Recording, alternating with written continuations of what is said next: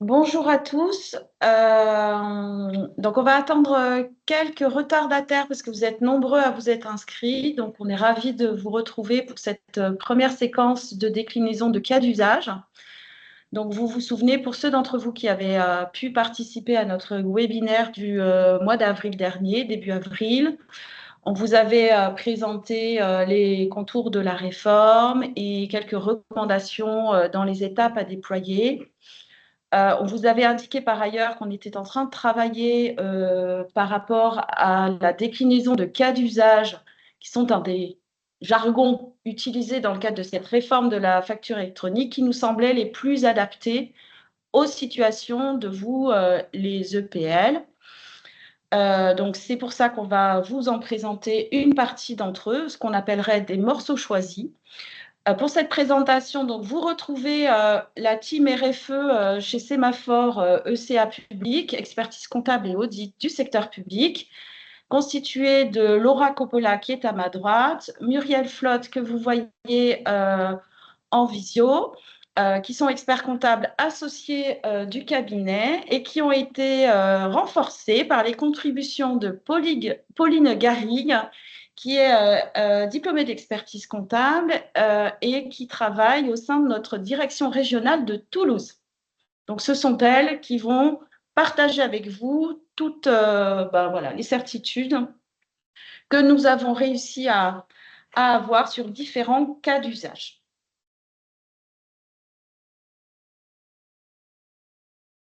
Donc, si on revient juste sur le plan de cette séquence, donc on reviendra très très rapidement donc, sur les essentiels de la réforme, donc pour faire une synthèse quelque part du webinaire précédent.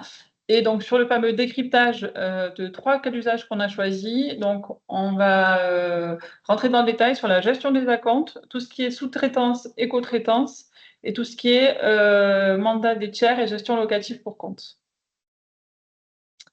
Donc, si on revient très rapidement sur les essentiels de la réforme, on vous reprojette des schémas qu'on a eu l'occasion de vous projeter, mais de façon un petit peu plus simplifiée, puisque vous vous rappelez, dans la réforme de la facture électronique, il y a 2 grandes thématiques. Il y a le e-invoicing, la vraie facture électronique, et ensuite le e-reporting. Donc, si on revient sur le e-invoicing, on vous rappelle que c'est une transaction qui se passe entre 2 assujettis. Donc, vous allez vous situer, vous, à gauche en tant que fournisseur. Vous allez émettre une facture avec votre logiciel de facturation ou votre PA si elle fait cette option-là. Et votre PA va transmettre cette facture à la PA de votre client. Et en même temps, on aura une donnée transmise à l'administration fiscale. Donc ça, c'était la notion de e-invoicing. Et donc, le deuxième champ de la réforme, le e-reporting. Alors là, on focus que sur celui de la transaction, puisque vous vous rappelez qu'on en a 2 là aussi. On en a un pour la transaction et un pour le paiement quand on est dans le cadre de prestation de services. Quand on est sur la transaction, c'est quand on réalise des transactions avec des non-assujettis, pardon. Donc, dans ce cas-là, vous êtes fournisseur. Vous allez faire une facturation donc sous un format libre et pas un format électronique à votre client, donc en général un particulier. Et dans ce cas-là, comme le flux ne passe pas par une plateforme agréée, l'administration fiscale souhaite être informée de cette transaction. Donc, du coup, votre PA va aller communiquer comme quoi il y a eu une transaction qui est passée en dehors du e-invoicing. Dans les nouveaux schémas qu'on souhaitait vous présenter pour que peut-être ce soit un petit peu plus clair, parce qu'on a évoqué très rapidement la dernière fois tout ce qui était statut des factures dans le cycle de vie d'une facture. Donc, on a ce schéma qui est assez intéressant puisqu'il reprend donc les 4 statuts obligatoires qui figurent en rouge. Donc, les rejeter, les déposer, alors accepter, approuver et encaisser, donc avec les contrarios à chaque fois. Donc, vous voyez, si on reprend un cycle classique, donc le vendeur qui émet sa facture via l'APA va avoir un premier niveau de contrôle automatique où soit la facture est rejetée, donc sans qu'il y ait l'intervention de personne, hein, vraiment s'il manque des champs ou si elle est mal complétée, soit elle va être déposée, et donc si elle est déposée, elle va être transmise à la plateforme de réception de l'acheteur. Là encore, on a un second contrôle qui est réalisé par la PA de réception en automatique, qui soit va rejeter parce qu'il y a des champs qui sont inconformes, soit elle va être reçue, et dans ce cas-là, elle est mise à disposition de l'acheteur. Et donc là, on a la première intervention humaine, on va dire, qui permet d'avoir d'autres statuts. Donc, soit c'est refusé, soit ensuite, vous voyez, il y a plusieurs statuts qui peuvent être prévus. Donc ça dépend un petit peu aussi des plateformes que vous aurez choisies, puisqu'elles présentent plus ou moins de statuts différents. Et vous voyez, on peut avoir comme statut la prise en charge, donc l'approbation, mais aussi l'approbation partielle. Cliquez qu'il y a un litige, cliquez qu'elle est annulée ou suspendue, ce qui permet notamment, vous voyez ici, quand on est dans ces cas-là, hop, de renvoyer en fait au vendeur pour correction. Et ensuite, on repasse dans tout le schéma classique. Et à la fin, une fois que le paiement est transmis, là également, on a encore un statut paiement transmis qui permet de dire à l'autre plateforme que ça a bien été encaissé. Et cette notion-là, dans le cas des prestations de services, qui fera l'objet du e-reporting de paiement. Pour que ça soit aussi un petit peu plus concret, alors même si c'est peut-être illisible, ça c'est l'exemple de la structure d'une facture électronique. Donc vous voyez, en fait, il y a pas mal de champs qui seront à compléter. Donc tous ces champs-là, ça correspond bien entendu pour la plupart aux mentions obligatoires dont on a parlé déjà la dernière fois et que vous retrouverez, qu'on a déposé en annexe de ce support. Vous voyez, alors c'est très technique parce qu'il y a pas mal de codes avec des champs particuliers. Et ensuite, là, vous retrouvez à peu près les champs classiques et les mentions de la facture qui sont obligatoires.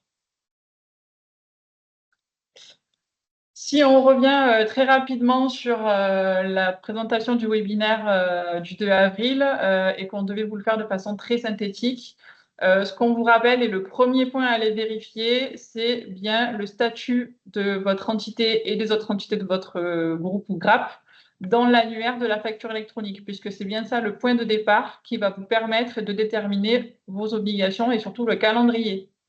Donc, si je reviens, parce que certains ont eu des difficultés à identifier leur statut, quand vous êtes sur l'annuaire et que vous avez renseigné votre SIREN, votre SIRET, vous avez des logos normalement qui apparaissent à côté de votre nom. Donc, dans les logos, soit vous retrouvez structure publique, ce qui signifie que vous êtes statut public, soit vous allez voir apparaître privé ou unité légale. Donc, si vous avez un de ces deux logos-là, vous êtes en statut privé.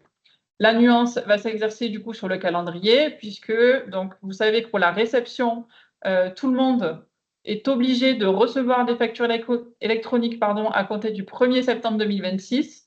En revanche, on a une nuance sur l'émission, puisque soit vous êtes en statut public, on se retrouve ici, et dans ce cas-là, c'est une obligation au 1er septembre 2026 également, soit vous êtes en statut privé, et dans ce cas-là, l'émission, elle dépend de la catégorie dans laquelle vous appartenez. Si vous êtes une TPE-PME, c'est reporté jusqu'au 1er septembre 2027. Et si vous êtes une ETI ou une grande entreprise, vous êtes éligible à l'émission à partir du 1er septembre 2026.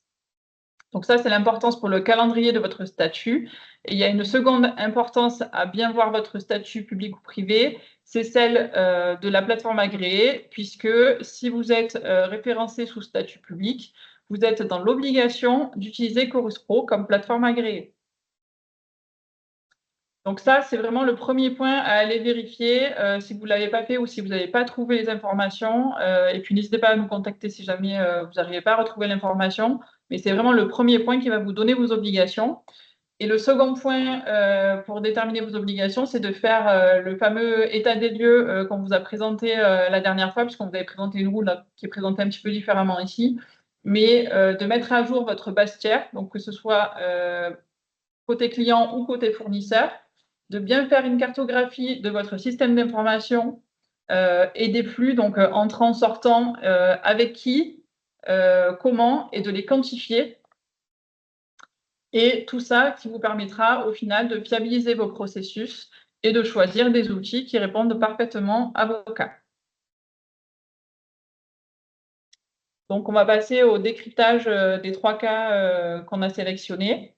Donc, avant de passer au cas de la gestion des acomptes, juste vous rappeler, pareil, la dernière fois, on vous a présenté cette slide de façon très synthétique. Tout ce qu'on appelle les cas d'usage, donc ce sont des situations qui nécessitent des modalités de transmission particulières. Et en fait, ces cas d'usage ont été recensés par l'AFNOR, donc qui s'occupe de la réforme de la facture électronique, mais également qui a été repris par l'AIFE pour la partie secteur public. Donc, on a 2 documentations de référence que vous retrouvez ici, donc la norme AFNOR XP 712 014 et le dossier de spécification externe, puisqu'on a des petites sensibilités entre si c'est du pur privé ou si c'est du Chorus Pro. Et donc, je vous rappelle que cette liste prévoit 44 cas d'usage à traiter, donc en dehors des factures très classiques. Et pour vous faire la présentation qui va suivre, on s'est appuyé du coup sur les webinaires que l'on a l'occasion de suivre, présentés par l'Ordre des experts comptables, et les schémas repris de la norme AFNOR et du dossier de spécification. Donc, si on commence par la gestion des acomptes. Alors, pour ce qui concerne la gestion des acomptes, dans de nombreuses situations, le moment du paiement d'une facture ne coïncide pas forcément avec le moment de l'émission de la facture. Et c'est le cas en particulier des arts ou des acomptes. Alors, premièrement, on va faire un petit rappel de définition. En ce qui concerne les arts, en fait, il s'agit d'une indemnité qui ne correspond pas à la contrepartie d'une prestation. Donc, on est hors champ de TVA et donc on n'a pas de facture à émettre. Donc, on n'est plus dans le champ de la facture électronique. En revanche, pour un acompte, on est dans le cas d'un engagement ferme entre deux parties pour réaliser une opération. La facture doit être émise avec une TVA exigible à l'encaissement, qu'on soit en prestation de service ou en livraison de biens. Donc, à ce titre, l'opération est soumise à TVA avec une TVA exigible à l'encaissement. Donc, on est bien dans le cas de la facturation électronique et on doit remonter un statut encaissé pour la facture qui est à émettre. Et on voulait faire un petit point de comparaison avec la facture d'avancement. La facture d'avancement, c'est une opération avec un échelonnement de facturation. Donc, on n'est pas dans la même logique que la logique de l'acompte. On est dans le cas d'une facturation classique. Donc, on peut passer au slide suivant. Dans le cas de la facturation d'acompte, parce qu'en fait, il y a deux étapes, il y a la facturation de l'acompte, puis la facturation de la facture définitive. Donc, on est dans un engagement ferme entre deux parties. Et la norme AFNOR prévoit en fait un exemple qui est celui de la société de déménagement pour illustrer en fait le processus de la facturation de l'acompte. Donc, l'acheteur verse un acompte, le vendeur encaisse et crée la facture d'acompte. Alors ça, le timing peut être un peu différent selon les cas. Ensuite, la facture d'acompte est transmise à la plateforme agréée. L'encaissement remonte à l'administration fiscale. Puis l'opération a lieu. Donc, on a l'émission de la facture et le paiement du solde. Donc, la question, en fait, c'est de voir comment on gère et la facture d'acompte, puis la facture définitive. Donc, pour la question de la facture d'acompte, il y a deux options. Soit on émet la facture d'acompte et ensuite on perçoit le règlement, ou alors on est dans le cas d'une facture qui a déjà, enfin l'acompte est déjà payé. Donc si j'ai reçu l'acompte au moment où j'émets la facture, je dois bien veiller à indiquer que ce montant est déjà réglé. En fait, c'est pour pas faire de doublons et indiquer dans la plateforme que le statut est encaissé.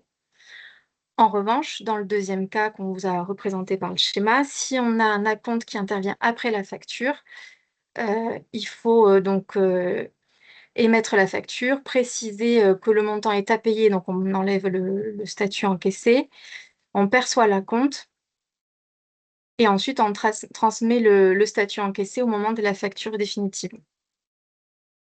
Et enfin, pour le cas de la facture définitive, donc le prochain slide. Donc, la question se pose en fait, la question qui se pose, c'est celle de la remontée de la TVA entre la facture d'acompte et la facture définitive. Donc, si j'ai déjà déclaré une TVA à l'encaissement lors de la facture d'acompte, celle-ci est déjà remontée à l'administration fiscale. Et donc, le risque, enfin, il faut faire attention à ne pas faire de doublons. Et pour cela, la norme AFNOR propose deux options qu'on vous a représentées. La première option, c'est en fait de déclarer l'acompte directement dans le corps de la facture. Donc, on va avoir un total hors taxe, un total TVA et un total TTC qui va correspondre au solde entre les deux moments de facturation. Et la remontée de TVA, dans ce cas-là, va être correcte. Dans la deuxième option, en fait, on fait une facture définitive avec en totalité le montant de l'opération sans tenir compte de l'opération. et on déduit en bas de facture le montant de l'acompte. Donc, en fait, on aura le net à payer, l'acompte versé et ce qui nous reste à payer. Et cette méthode, elle est plus simple. En fait, la subtilité entre les deux méthodes dépend du logiciel comptable. Si l'acompte se déverse en classe 4, ce qui est en fait la méthode préconisée par l'AFNOR, donc il n'y aura pas de doublon, donc on peut opter pour l'option 2 sur la plateforme. En revanche, si notre acompte se déverse déjà en comptabilité, alors dans ce cas-là, il faut opter pour la première option. Voilà pour ce qu'on pouvait dire de la gestion des acomptes. Si on passe au second cas d'usage traité, il porte donc sur les facturations de marché de travaux et on va évoquer le cas de la sous-traitance et ensuite le cas de la co-traitance. Donc, le chantier sera le fil rouge dans nos deux cas. Donc, on a un maître d'ouvrage, qui est notre acheteur assujetti, qui veut donc construire un immeuble de bureau.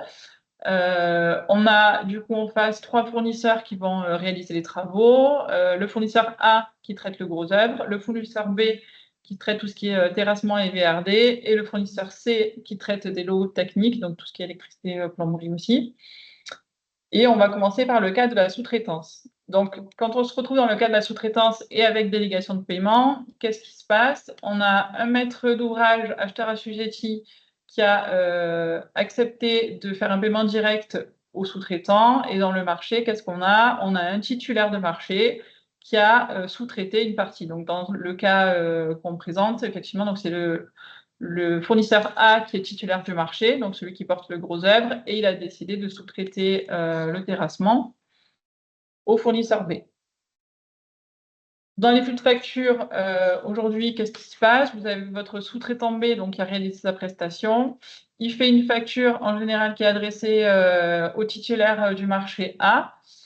Donc sa facture, elle fait 10 000 €. On est en autoliquidation puisque c'est un marché de travaux. Et ensuite, donc, une fois que cette facture-là est reçue, on a le titulaire du marché qui émet une facture pour le montant global des prestations à destination de notre maître d'ouvrage, acheteur assujetti. Et en parallèle de ça, on a effectivement une demande de paiement direct qui est adressée au maître d'ouvrage pour qu'il puisse régler les 10 000 € au fournisseur B. Puisque, effectivement, il paiera donc ici les 10 000 € au fournisseur B et 23 000 € qui est le montant total de la facture plus la TVA à notre titulaire A. La difficulté technique par rapport à une facture classique, c'est qu'on a déjà le titulaire qui doit valider la facture du sous-traitant et ensuite le payeur qui est le maître d'ouvrage et non le titulaire du marché. Donc, comment ça se traduit en facture électronique? Donc là, on a repris l'infographie qui est prévue dans la norme AFNOR, où vous voyez notre sous-traitant qui a une plateforme d'émission qui va créer sa facture, transmettre sa facture à, au titulaire, qui va ensuite traiter la facture. Et une fois qu'il a accepté la facture, dans ce cas-là, le sous-traitant va pouvoir faire une demande de paiement direct à l'acheteur final qui se retrouve ici tout à droite, et tout ça qui transite par des plateformes agréées. Donc ça, c'est pour la facture F1, c'est la facture du sous-traitant au titulaire qui est ensuite transmise en demande de paiement. Et ensuite, vous avez derrière donc la partie de la facture 2 qu'on retrouve, je ne la vois plus, la facture 2 qui est ici, donc qui est créée par la plateforme du coup qui est ici donc émettrice et qui est transmise à notre acheteur final, puis traitée, et ensuite on a tout le cas de paiement. Donc je ne reste pas en détail sur ce slide puisque c'est détaillé juste après. Donc comment ça se traduit concrètement et comment va devoir être articulée la facture? Donc dans la première partie, on a dit donc notre sous-traitant B qui a fait le terrassement adresse une facture au titulaire du marché, donc au titulaire A, donc via la plateforme. Et qu'est-ce qui se passe? Donc ça, c'est le schéma, on va dire, de votre facture électronique. Donc il y a tous les champs qui sont à compléter. Donc on n'a bien sûr pas mis l'exhaustivité des champs, c'est juste pour vous faire l'illustration. Donc on a notre vendeur qui est le B, notre sous-traitant. L'acheteur, ici, ça va être notre titulaire du marché. On a une ligne spécifique qui sera à compléter et à renseigner qui porte sur le payeur, puisque le payeur, ici, c'est notre maître d'ouvrage, hein, notre acheteur final. On a le montant de la facture pour le montant de la sous-traitance. En TVA, on pourra indiquer du coup que c'est de l'autoliquidation. Et dans le type de facture, puisqu'on peut choisir le type de facture, il faudra préciser que c'est le dépôt d'une facture de prestation de service avec paiement direct par sous-traitant. Une fois que notre titulaire A a validé cette facture de sous-traitant, dans ce cas-là, notre sous-traitant B va pouvoir émettre une demande de paiement en direct au titulaire du marché de gros œuvres. Au maître d'ouvrage. Et là, pareil, dans la demande de paiement, donc c'est pas un flux de facture, c'est un message spécifique qui sera accompagné en annexe de la facture pour justification. Et dans ce cas-là, on a bien aussi le vendeur qui est toujours le sous-traitant B, l'acheteur final, donc cette fois-ci qui est bien le maître d'ouvrage. Et par contre, on aura une ligne spécifique à indiquer qui est l'agent vendeur. Alors, c'est le terme prévu par les textes. Donc, c'est notre intermédiaire, c'est-à-dire c'est notre titulaire qui clique la facture et la valide. Et le montant demandé, qui est le montant de la sous-traitance. Pour la facture du titulaire du marché, donc celle qui englobe à la fois la prestation du sous-traitant et à la fois la prestation du titulaire. Donc là, dans les champs, donc on a bien le vendeur qui est notre titulaire, l'acheteur qui est bien le maître d'ouvrage, l'acheteur final. Et dans le montant, on a bien les 30 000 € qui sont la globalité des travaux réalisés, dont les 10 000 € du sous-traitant B. Donc, on a un champ de TVA et on a un nouveau champ qu'il faudra compléter, qui est celui du montant qui est déjà payé et qui correspond aux 10 000 € du sous-traitant pour qu'il ne reste en net à payer que le delta et que le maître d'ouvrage puisse bien affecter les paiements en fait, au bon tiers. Ce schéma-là qui vous est présenté, c'est le schéma dans le cas de structures qui sont dites privées avec des plateformes agréées privées. Ce qui nécessite que votre plateforme agréée privée traite le cas d'usage de la sous-traitance et de la co-traitance, puisque toutes les plateformes ne le traiteront pas. Si vous êtes en statut public et que donc vous êtes obligé d'utiliser Chorus Pro, on a une toute petite nuance, mais c'est quand même très similaire dans le fonctionnement. La nuance, c'est que votre maître d'ouvrage doit avoir Chorus Pro jusque-là, c'est obligatoire. Et en fait, le titulaire et le sous-traitant doivent aussi avoir un compte utilisateur sur Chorus Pro. Et tout ce qui est validation et refus de la facture donc, par le titulaire sur la facture du sous-traitant ne peut s'opérer que dans le portail de service Chorus Pro. Donc ça, c'est la petite particularité. Et là, si on regarde l'infographie qui est présente donc, dans le dossier de spécification de Chorus Pro, là où vous voyez que tout à l'heure, si je reviens en arrière, tout ce qui était validation se faisait au sein des PA. Vous voyez que dans ce cas-là, c'est le titulaire qui doit se connecter sur Chorus Pro pour valider la facture, l'approuver ou la refuser, et que c'est à partir de ce moment-là que la réception de la demande de paiement sera sera envoyée par Chorus Pro à l'acheteur directement. Là où tout à l'heure, c'était la PA, le fournisseur, en fait, une fois que sa facture était validée, envoyait lui-même sa demande de paiement à l'acheteur final. Là, dans ce cas-là, c'est Chorus Pro qui va directement lui adresser. Donc ça, c'était le cas juste d'un marché en sous-traitance. Si jamais on a un maître d'œuvre qui doit intervenir en plus, donc en surcouche pour valider la facture, le maître d'œuvre intervient en qualité de ce qu'on appelle tiers gestionnaire dans le langage de la facture électronique, puisque c'est un tiers externe qui vient valider, refuser partiellement une facture. Donc, ça se traite différemment si vous avez une PA privée ou si vous avez une PA Chorus Pro. Si vous êtes dans une PA privée, donc le maître d'œuvre va pouvoir valider la facture. Donc, dès lors qu'on lui aura ouvert un accès pour qu'il puisse se connecter en fait à la PA et qu'il ait les bons droits de délégation pour cliquer et valider ou refuser la facture. Donc, la norme APNOR recommande de créer une adresse de réception qui soit spécifique dans la PA de réception de l'acheteur final. Et il y a un champ supplémentaire qui est normalement renseigné dans la facture électronique, qui est un champ qui s'appelle « Adressé à ». Là où, si vous êtes en statut public et avec Chorus Pro en tant que plateforme agréée, Donc, vous avez normalement, le maître d'œuvre a créé son compte sur Chorus Pro. Vous lui avez donné les droits via une délégation de structure. Donc, ça, c'est une fonctionnalité qui existe déjà aujourd'hui dans Chorus Pro. Donc, si vous l'utilisez, normalement, ça ne devrait pas changer. Sur l'adresse de réception, normalement, il est recommandé, normalement, vous avez déjà des codes services existants aujourd'hui. Donc, dans la plupart des cas, dans ce qu'on a pu relever, le code service, il est à la maille de l'opération. Vous avez un code service qui a été créé par opération, mais ça pourrait être par gros projet ou par service, tout simplement. Et la fonctionnalité, à la différence de la PA privée, la fonctionnalité délégation de structure qui est dans Chorus exonère de mettre un champ supplémentaire dans la facture électronique, puisque Chorus ne gère pas le champ adressé à. Donc vraiment, la nuance, elle va être là, c'est-à-dire que dans Chorus, vous faites vraiment une délégation de structure au maître d'œuvre, et alors que dans la PA privée, c'est un champ supplémentaire qui est renseigné. Peut-être juste pour rappeler l'importance du diagnostic que vous êtes en train de formaliser par rapport à vos différentes activités, les différents flux, qui sont autant de cas d'usage, que les logiciels auxquels vous serez amenés à vous adresser, les éditeurs de PA qui sont associés à vos logiciels, devront être en capacité de traiter. Hein? Voilà, c'était peut-être aussi pour préciser, parce que cette question d'un tiers intervenant, elle est régulièrement posée. C'est la vie de vos sociétés. Et donc, clairement, on est obligé d'avoir une déclinaison selon Chorus Pro et autres outils. Donc, si on passe au cas de la co-traitance, donc on repart sur le même schéma que tout à l'heure. Donc, la différence que donc, le groupement est constitué par A, B et C, avec A comme chef de file, comme mandataire du marché. Donc, juridiquement, chaque co-traitant a sa propre relation contractuelle avec le maître d'ouvrage.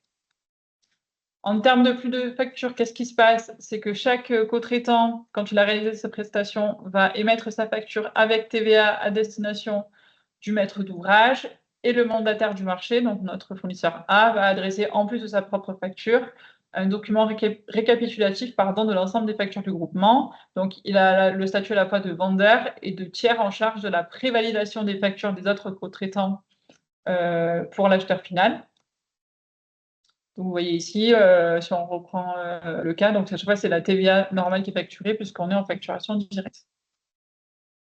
Donc là, on revoit la traduction en facture électronique. Donc ça, c'est encore le cas repris de l'AFNOR qu'on détaille juste après pour que ça soit plus parlant. Donc, si je reprends mon co-traitant B qui fait le terrassement, donc là, il va préparer sa facture qui va émettre à destination du maître d'ouvrage, donc l'acheteur final, via sa PA. Donc, dans sa facture, qu'est-ce qu'il va mettre comme mention? Donc, lui en tant que vendeur, l'acheteur, donc notre maître d'ouvrage, et on a ce fameux tiers intermédiaire qui est l'agent vendeur, donc qui va être A, notre mandataire, qui va se connecter en fait pour viser les factures avant que le maître d'ouvrage puisse l'accepter et ensuite la payer. Dans le montant, c'est bien le montant de la prestation réalisée par le co-traitant B, le montant de TVA qui correspond donc au montant hors taxe qui est facturé. Et dans le type de facture, là encore, on peut préciser que c'est le dépôt d'une facture de prestation de service par un co-traitant. On a exactement la même chose qui va être produite par le co-traitant C, qui a le même montant de facturation. Donc, il remplit exactement les mêmes champs et via sa PA, il envoie à la PA de réception du maître d'ouvrage sa facture. Donc, le mandataire du groupement, donc, qui est ici, le A, il a des droits d'accès à la PA de réception de l'acheteur pour pouvoir donc viser les factures et pouvoir ensuite les mettre à disposition quelque part du maître d'ouvrage pour validation. Dans les recommandations qui sont proposées par l'AFNOR, c'est également de créer une facture, une adresse de réception spécifique pour ce cas de co-traitance, pour que le mandataire en fait puisse avoir une adresse spécifique où aller cliquer ses factures. Au niveau du mandataire qui émet la facture, donc on l'appelait facture 2, donc c'est que ça part à lui, mais donc on l'appelait facture 2, et en complément de ça, donc c'est exactement les mêmes champs que précédemment, il se restipule lui-même en tant qu'agent vendeur sur sa propre facture.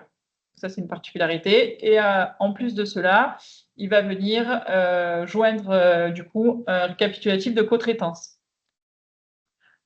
Donc, il envoie via sa PA l'ensemble de ses documents et là encore, il se reconnecte sur la PA du maître d'ouvrage pour pouvoir valider sa propre facture.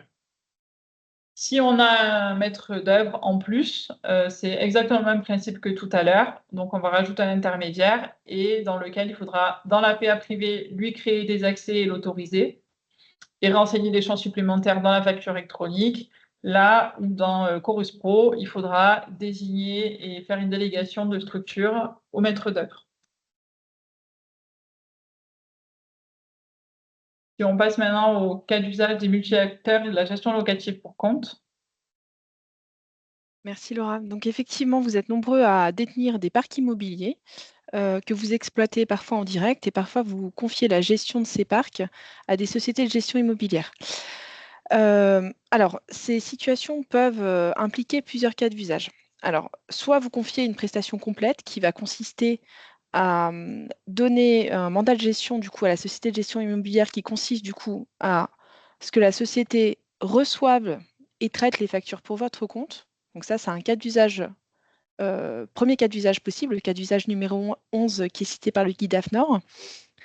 Deuxième cas d'usage possible, complémentaire, le gestionnaire locatif met en règlement les factures qui ont été adressées du coup par le fournisseur de l'EPL. Troisième cas d'usage complémentaire, le cas d'usage numéro 19. En plus de ça, la société de gestion immobilière émet des factures pour le compte de l'EPL, donc émet des factures de loyer et de refacturation de charges locatives. Donc on va décliner ces différentes situations pour voir comment vous pouvez vous organiser. Alors, premier cas abordé, donc c'est le cas où on a effectivement le fournisseur de l'EPL qui va adresser une facture à l'EPL, donc qui est bien au nom de l'EPL, mais le tiers gestionnaire, donc la société de gestion locative, souhaite pouvoir recevoir les factures pour les traiter, donc pour les traiter et les valider. Alors, dans le guide AFNOR, on avait une recommandation qui nous posait un petit peu souci, puisque le guide AFNOR nous indiquait que la solution préconisée était que l'acheteur, donc l'EPL, crée une adresse dédiée pour l'exploitation de ce bâtiment et choisisse la même plateforme agréée que son tiers gestionnaire. Alors, vous avez bien compris que si vous êtes en EPL statut public, cette recommandation n'est pas possible puisque vous devrez obligatoirement passer par Chorus Pro, alors que la société de gestion locative, qui elle-même est en statut privé et dispose d'une PA statut privé, ne pourra pas choisir Chorus Pro et vous ne pourrez pas choisir sa plateforme agréée statut privé. Donc du coup, on a écarté cette recommandation et on vous propose l'alternative suivante, position qui a été validée par l'AIFE.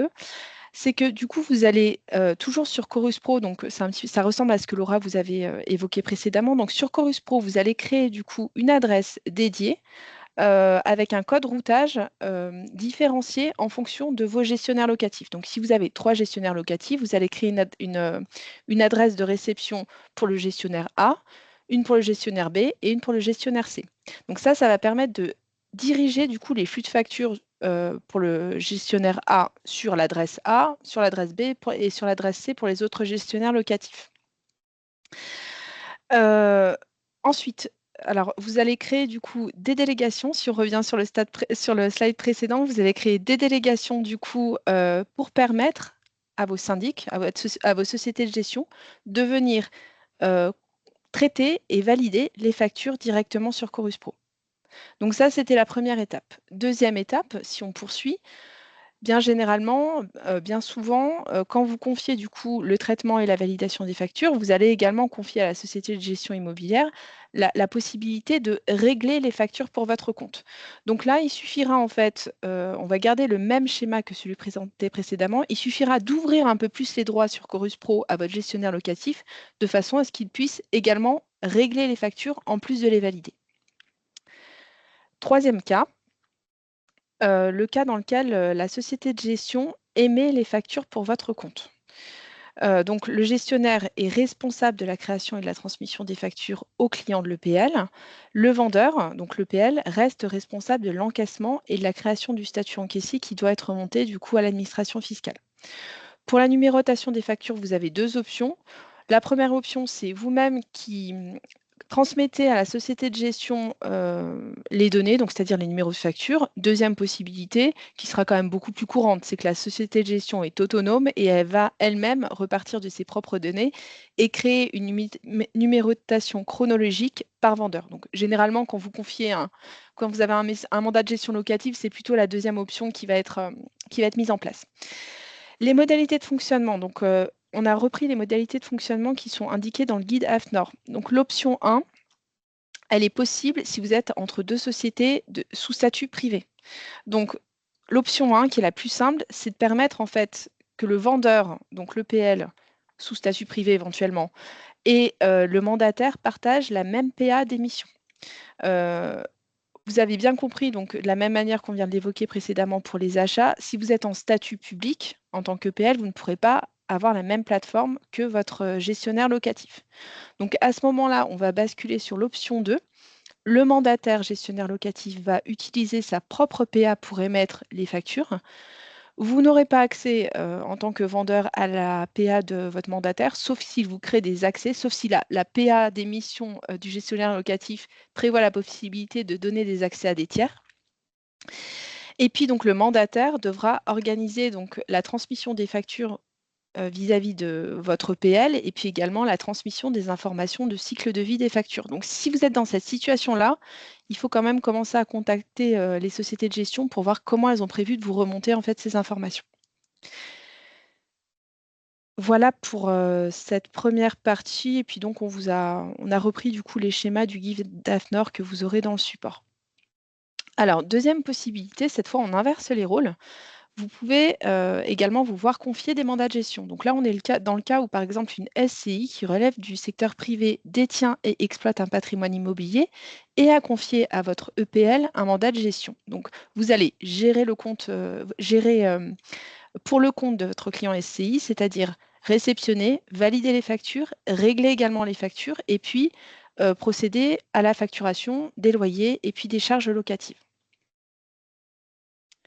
Alors, donc là, on est dans le cas où les factures sont reçues, traitées et payées par l'EPL pour le compte de l'acheteur. Donc, l'acheteur final, ça reste bien du coup la SCI. Vous allez devoir du coup créer en tant qu'EPL sur Chorus Pro une adresse de réception dédiée pour chaque bien géré, ce qui va permettre d'orienter correctement les flux de factures. Et c'est vous en tant qu'EPL qui allez donc traiter les factures, les valider pour le compte de votre client et les mettre également en statut, enfin les payer et puis faire remonter correctement les statuts. Parallèlement, avec votre plateforme d'émission, vous allez du coup procéder à des appels de fonds auprès de la SCI pour faire entrer de la trésorerie au niveau de l'EPL et puis émettre une reddition de charge annuelle par l'intermédiaire de votre plateforme d'émission.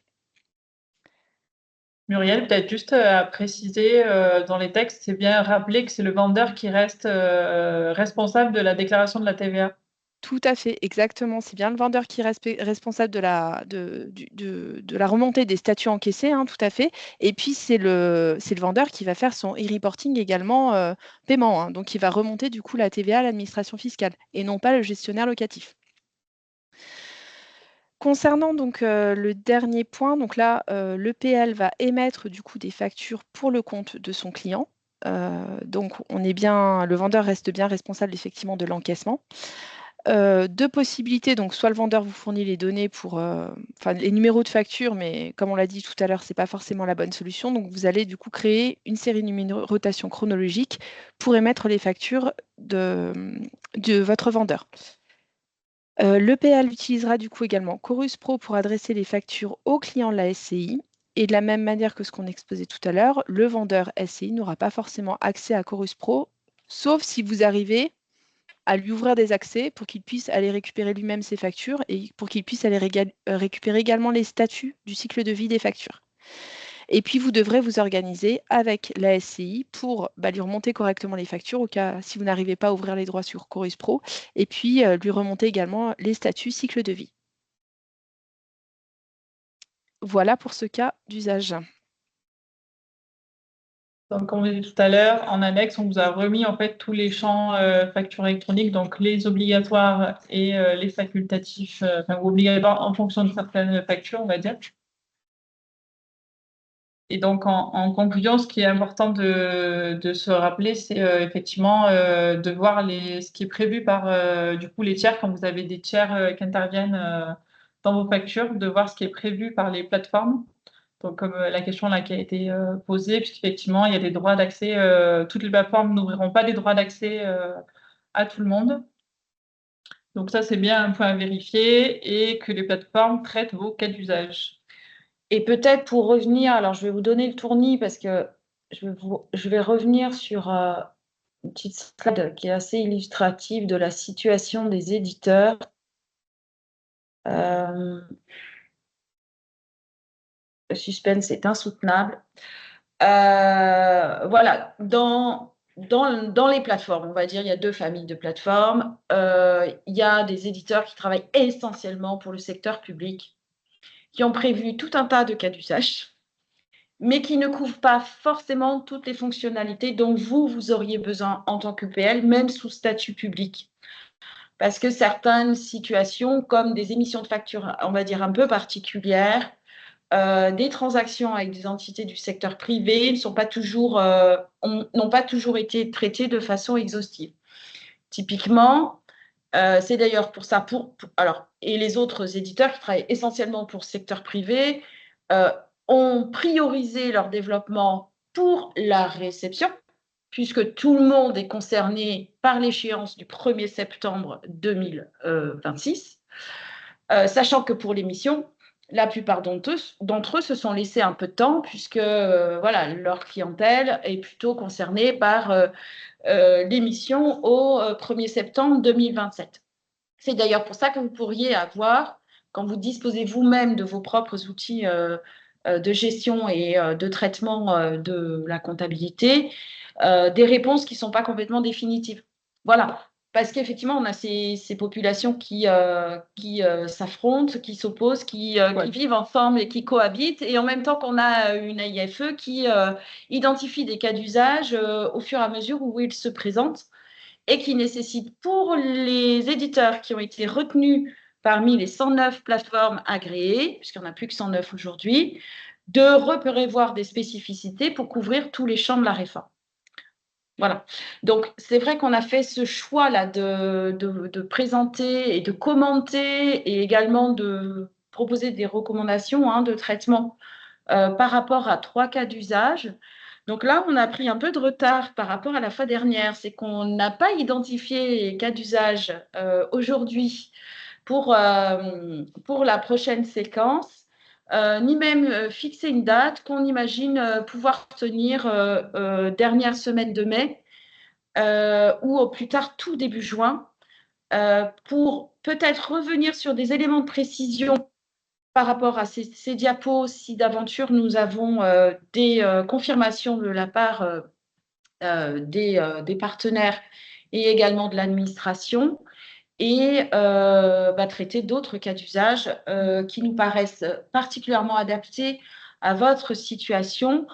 Autrement dit, des cas d'usage qui sont moins régulièrement traités et proposés par les PA, parce que les PA sont vraiment organisées de telle sorte qu'elles traitent l'ensemble des situations des entreprises dites privées, là où vous êtes public-privé.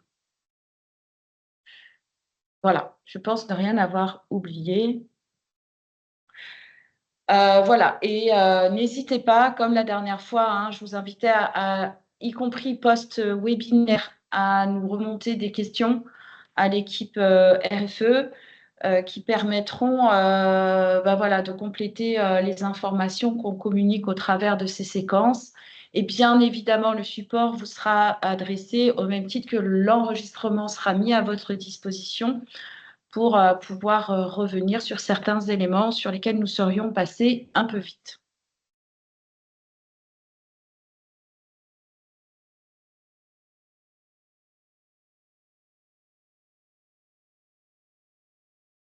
Du coup, Muriel, tu réponds sur les mandats de gestion ou On en fera un Oui, webinaire. Les mandats, voilà, les mandats avec du public, on en fera un webinaire, oui. on dédiera un webinaire sur ce cas d'usage particulier.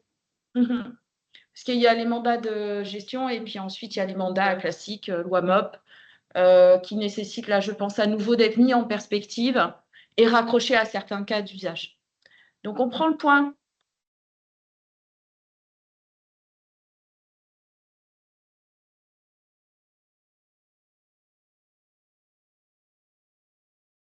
Alors, Déborah Marlin, par rapport à la dernière question qui est posée,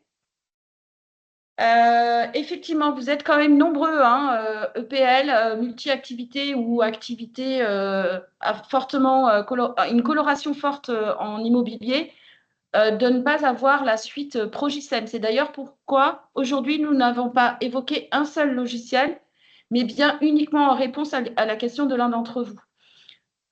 Donc oui, il est possible d'organiser des retours d'expérience, de faire un benchmark aussi de situation.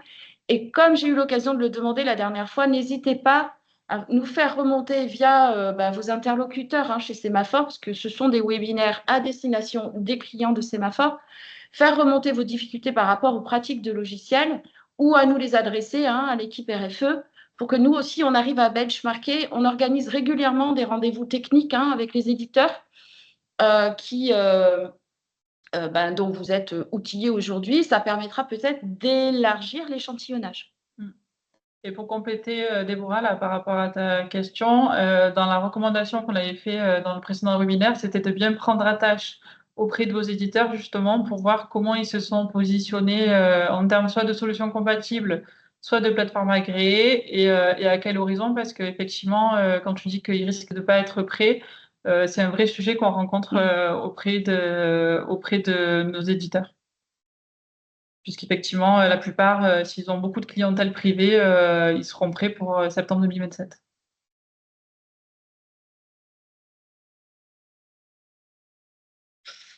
Ils ne sont pas tous nuls. On a tous besoin, nous, Sémaphore, comme vous, des éditeurs. Le tout, c'est que ce sont surtout de très bons vendeurs. Voilà. Vous avez la compétence technique, vous avez la chance d'être accompagné par Sémaphore pour renforcer ces éléments techniques. Voilà, on a un sentiment, c'est vrai qu'on est déjà au mois de mai, c'est sûr. Le temps passe. En revanche, il n'aurait pas été prêt avant. Je rappelle, hein, la liste, elle est connue depuis peu de temps. Les éditeurs, ils font des développements dès lors qu'ils ont une chance d'être retenus. Voilà. Donc, c'est pour ça qu'on s'est engagé à vos côtés à vous tenir régulièrement informés des certitudes qu'on a, des inversions de certitudes auxquelles nous serions confrontés pour vous faire bénéficier et effectivement susciter ces échanges et nous de la R&D hein, et également des rendez-vous un peu plus institutionnalisés avec les éditeurs. Que cela ne vous coupe pas l'appétit. Surveillez vos boîtes mail dès lors qu'on vous aura proposé une date. Et je vous dis, écoutez, à très très bientôt. Merci à l'équipe RFE pour cette brillante animation. Bonne journée, au revoir.